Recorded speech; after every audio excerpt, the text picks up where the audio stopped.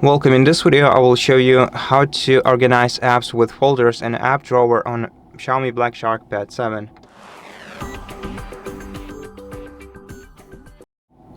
Let's start with the app drawer, which is basically the feature that exists on the sublet, but it's quite tricky to get it to work. What you have to do is hold your finger down on any empty space of your home screen, then go to Home Settings, find Launcher Style in here, and switch it from Standard to Drawer.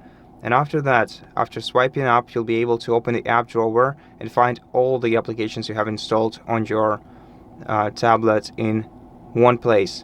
Now, speaking of folders, the folders are located in the Files application, which is provided to you by Google, so it synchronizes your Google data inside, and here your files are already divided into categories, so you can find your images folder, you can open your videos folder, audio folder, and check your both internal storage and other storages if you have one.